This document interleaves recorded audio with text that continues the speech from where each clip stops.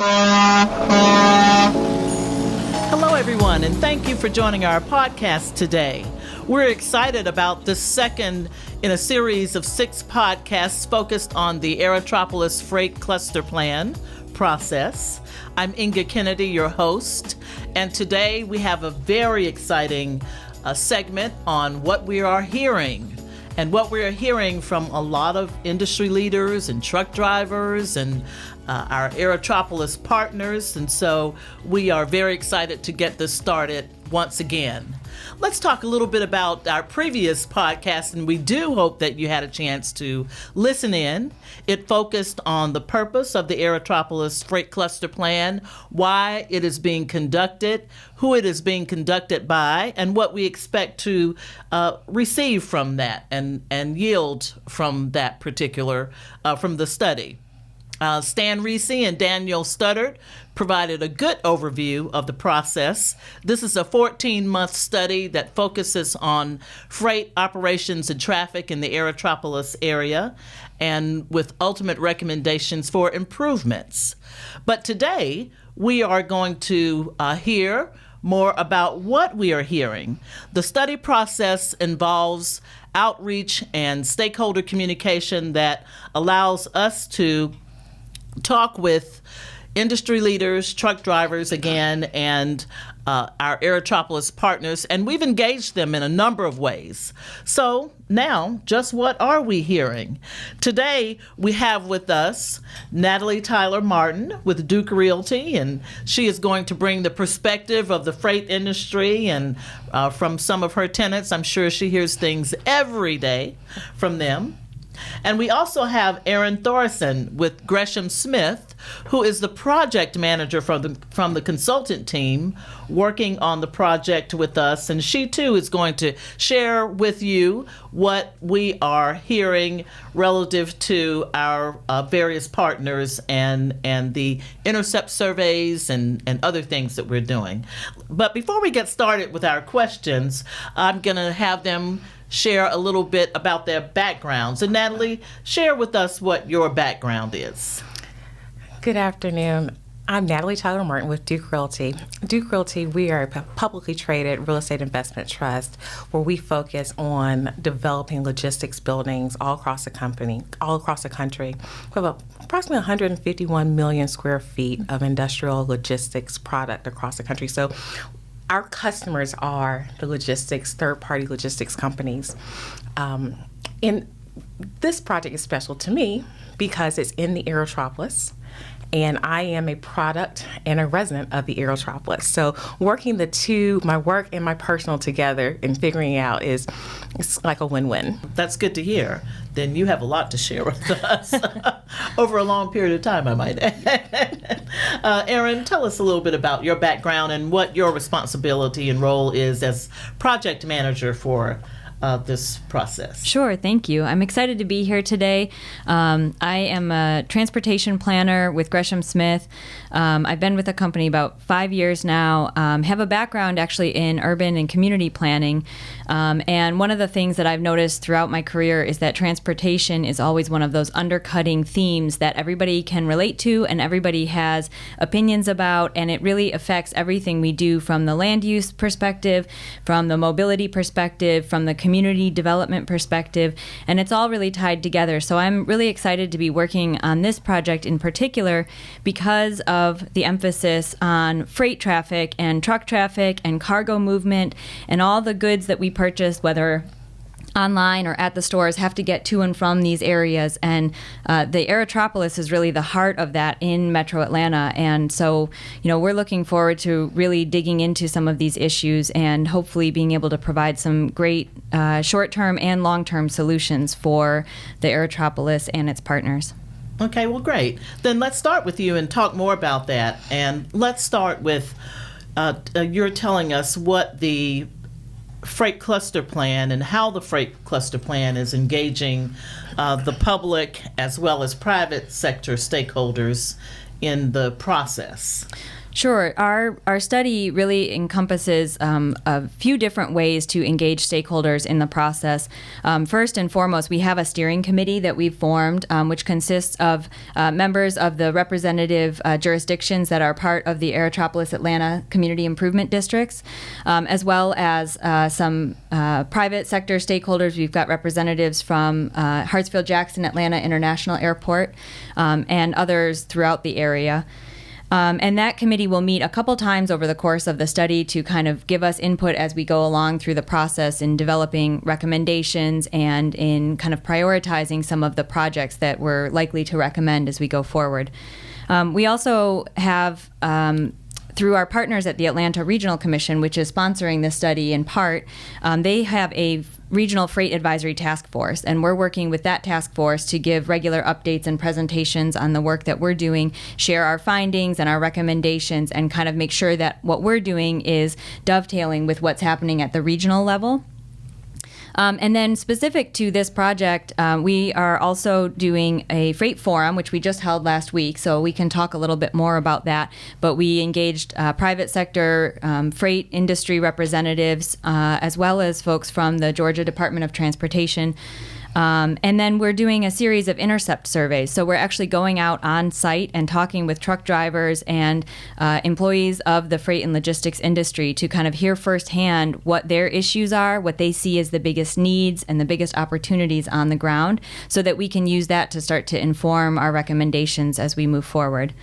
And finally, we are also conducting interviews with stakeholders. So we have lined up a number of interviews to kind of help us refine what we're hearing and start to really shape our recommendations as we move forward. So that'll be a really unique opportunity to engage with people kind of one-on-one and get firsthand input from them about how they'd like to see this move forward and what they think could have the biggest benefit to the industry throughout the area. Good. That's good. That's a good overview of how we're engaging input and how we're receiving input from the public, and that it is broad and diverse. Natalie, let's go back to you and talk a little bit about what Duke Realty is hearing and what you're hearing from your tenants. You have some major logistics tenants in the Duke Realty property along Camp Creek Parkway. And they are not only local, but they have national significance. And tell us some of the things that you hear from the logistics planners and drivers and some of the things about their needs. Absolutely. We have a great network of tenants in this park. So we have, Kuehne + Nagel, they're called the third, somewhere in the top 3 of worldwide logistics park planners in the world. We have Amazon, we have Dick's Sporting Goods, we have Siva Logistics. And really their goal is to get product to the end user. And we are in the day and age where we want to get our product within 20 minutes. We want to hit submit, and we want to see it at our front door. Well, the only way that our customers can make that happen is that they actually have to get closer to their customer. So it's interesting to watch the full network, the full logistics network. We have a large portfolio in Savannah. And to watch the Savannah connection of, the ships come off of the harbor, they go into one of our buildings, they're split off there, they hit the road again, come to a more dense area that's closer to the population. From there, it's split off to, smaller trucks to get to our front door. And so for our customers, it's key that they have access to highway networks and they're close to people. And it's competition. It's the competition of time, of getting them, getting it to our front door as quick as possible, but then saving dollars. And the easiest way that they can save dollars on the tight margins is with gas. Okay. So the less time they have a truck driver, sitting, stalling, waiting, wasting gas, or getting stuck in traffic, that's a delay to the customer, and that's a delay, that's an ad, or that's taken away from their bottom line. Yeah, that's good. That's important because as we are now going to hear, we've heard a lot from our intercept surveys, and in fact, we spent a couple of days here at the Duke Realty property interviewing truck drivers about their experiences with moving in and out of the area and through the area.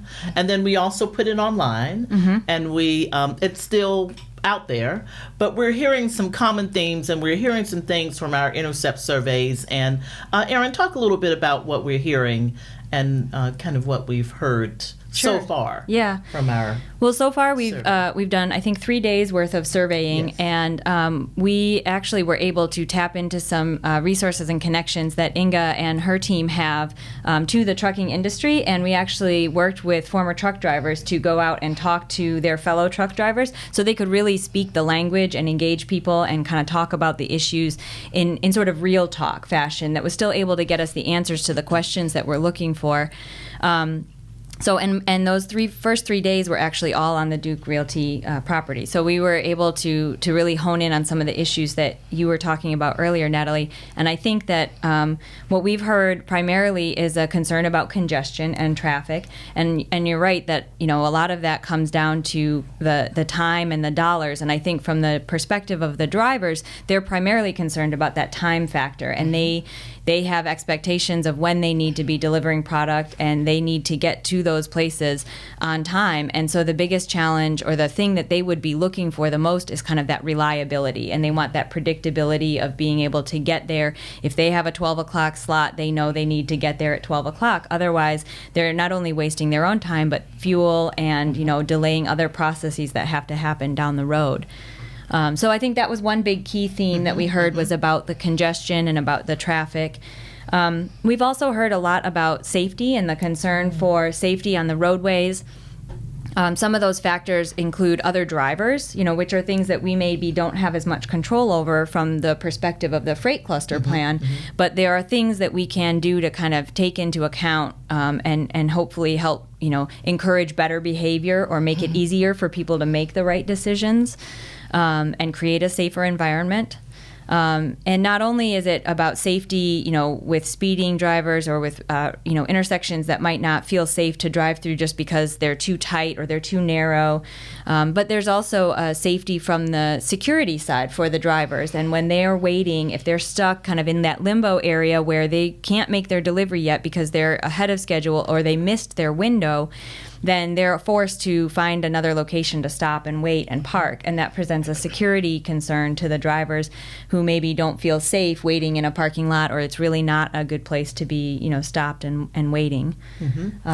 Yeah, that's good. And back to Natalie's point of your connection between Savannah and here, and your properties, the Duke Realty properties.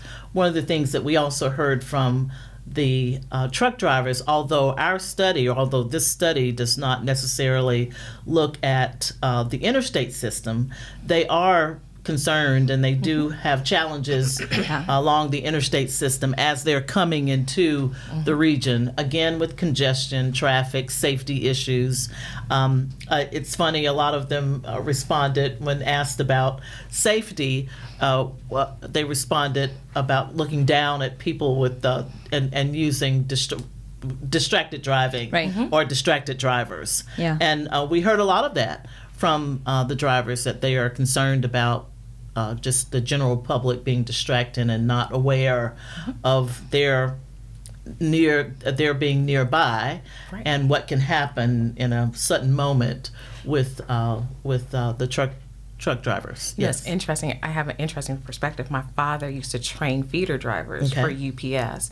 And so when he taught me how to drive, he made me keenly aware of what it takes for a truck to slow down. Right. And so often, you'll see drivers who are not really paying attention, and they'll cut off a truck. And I'm like, you just don't realize how much weight he has, behind him. And he's not going to be able to stop on a dime. That's right.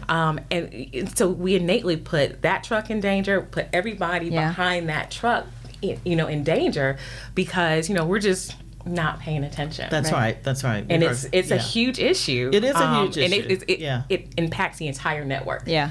Yeah. It does, and they're concerned about that. That's one of the concerns that they have. We also asked about some of the locations where they were experiencing certain issues, congestion or safety issues or whatever. And as Inga said, a lot of the focus was initially on the interstates, but there also were some specific mentions of the Camp Creek Parkway, corridor, and that being a tight spot and a very congested spot. And I think, there's a lot of traffic signals that are fairly closely spaced there, and that can present issues just in terms of, getting through the corridor and being able to move efficiently from one end to the other. And we also asked about how they would prioritize projects or what they thought had the potential to be most beneficial to the area, and kind of gave them some categories to choose from. But again, I think traffic and congestion and then safety really rose to the top as some of the things that would be the most important. And then really the other couple of categories that they identified were general mobility, and I think just being able to move through the area, anything that kind of improves that, mobility. And lastly, return on investment also was mentioned, but maybe not as much from the truck driver perspective as we heard on Thursday when we did our freight forum, for example. And that's a good segue into talking a little bit about the key takeaways from the freight forum. So we conducted a freight forum with industry leaders, and it was a really good opportunity to really delve into some of those same issues, and also sit around with our maps and identify specifically where some of those locations are and where there are concerns and there are suggestions for improvement. Erin, tell us a little bit about the freight forum, and then we'll kind of talk about what we heard. Sure. The real intent behind this was to give people an opportunity, to give industry representatives an opportunity to help us identify what are the needs and the opportunities for improvement going forward. So we really wanted to make it not about us telling them about the research that we've done and the data that we've collected and the maps that we've produced and the studies that we've read, but to say, okay, here's a little bit of background information about all of that. But in your day-to-day experience, what are the real issues? What are the things that you see that we could do, realistically speaking, that would make a difference to freight, to efficient delivery, to moving things forward, to being on time, to increasing reliability?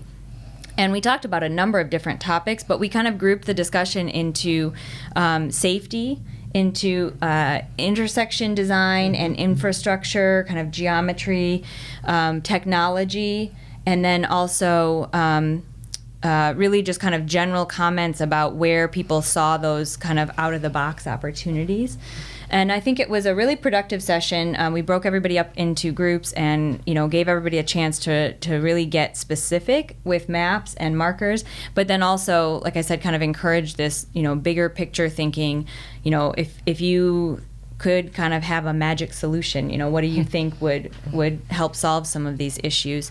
And we really heard a wide variety of information, and some groups focused on the area that they know best. At my table, for example, we had some folks from Forest Park. Right. And so they really wanted to focus in on what's happening in and around Forest Park and talk about the increase in development that's coming to the area and the truck traffic that's coming through with Fort Gillum and all kinds of, new projects coming down the pipeline and planning for the future, that they're anticipating more and more and more. So what do you do to kind of get ahead of that rather than be reactive? Whereas I think some of the other groups were kind of taking the more reactive approach, and they're saying this area has been an issue for so many years. How do we finally solve it? That's right, and on this side, of course, Camp Creek is its own issue. We heard a lot about Camp Creek and the intersections along the way, but of course, Camp Creek at 285 is getting a major project, and so perhaps that will die down or that will fade into the sunset once that I think that project has the potential to really alleviate a lot of issues. Absolutely, and it's coming along nicely. It's shaping up. And do you ever hear anything from your tenants about? I know it's in the construction phase right now, so that can be a little challenging. It is. However, we've been as we've been working on the plan for the last couple of years, Yes. we've just been building up the excitement about it. Right. And, we're fortunate with this park that we have a back exit. Okay. So, I guess probably 3 years ago, we punched through a back exit, so our tenants now can go out Washington Road. That's a good point. And get on the highway at Washington Road and go north or south from there. And so that's been a huge relief point, especially for our tenants on North Commerce and for a lot of our tenants that have trucks. Right. Because there's, unless they're going to Fulton Industrial, they're going to make a right. Yeah. Right. And they're going to head straight out to Washington Road. If they're heading out to, trying to get closer to Fulton Industrial, they're going to head out. But that's been our relief point for a lot of our customers, and they love it. Yeah, that's good. That's good, and that will help a lot. The other area that we heard a lot about is the Sullivan Road realignment, and of course, that is an area that serves the air cargo facilities at Hartsfield Jackson Airport, which is a growing industry in and of itself, the air cargo field out there, and how those trucks will get in and out of that area, which is undergoing major construction and seems to always be undergoing construction. That's true. But that was another area that was focused on for the, as we talked with our Freight Forum attendees. Yet another area was, another road, a corridor was Highway 29, Roosevelt Highway, absolutely. which is for a lot of people an alternate to Interstate 85. So when something is happening on Interstate 85, the traffic gurus are directing people off of 85 and onto Highway 29. So it can get congested as well. But along with Highway 29 is a parallel and very active railroad. Yeah. And so activities and challenges are big along the Sure, you railroad. have places where trucks are trying to get across not only Highway 29, but then they have to cross the railroad tracks. That's right. And so there can be some holdups there. If some of those are fairly steep inclines, and the trucks don't have enough room to make kind of the turns that they need to get in and out. We did hear a little bit about that. And to your point about kind of the use of 29 in lieu of I-85, we talked about that at our table, particularly the kind of clearance time and response time to incidents on the highways and That's on the right. interstates, Yes. and That's that right. could be another area. While it doesn't directly relate to freight, if we're able to speed up the time that it takes first responders and the hero units and others to get out there and clear these incidents, then that will allow everybody to, move a little bit more quickly through the area, and Right. it will kind of speed up, how quickly they're able to get to their That's destination. Right. That's right. And with that, one of the areas or intersections that was pointed out along 29 was at Feldwood, where there is the conflict with with the truck activity getting across the railroad. There is also a MARTA stop, and people are crossing 29. So there are in their minds, there are a lot of conflicts at Feldwood. So we were really grateful to hear, appreciative to hear a lot about, and more specifically, about where some of those challenges are, so that the study can delve into what improvements might be made along the way.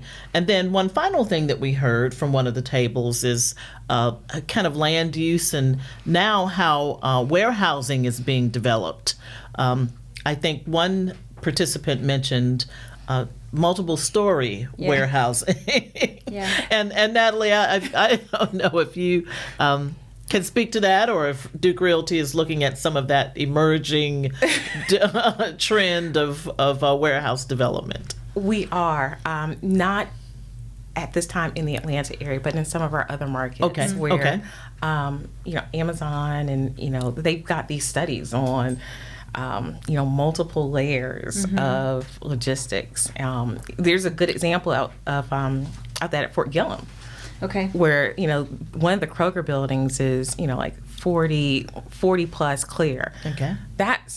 That's just not your norm, right? Yeah. And so it's going to be interesting. That's the kind of the next wave of even our industry as developers of, how are buildings going to be stacked differently. Right. And, what else can we do with the land to, even help with because we're very aware of the drivers needing that extra space to, turn, to rest, to park, to stage. And so how do you maximize limited land so you can get everything that our tenants and our customers need inside the building, but how do we get, their supporting operations all on a site? So it's going to be very interesting. That is going to be very interesting. To watch the industry. It's a cool trend to think about, and we've done a little bit of research into this too, and there's some good examples in parts of New York City, for example, and in places like Denver, we've seen some where they're going to multiple stories, partly because it's more efficient use of the land, right? If you think about building up instead of spreading out, then you can fit more things on that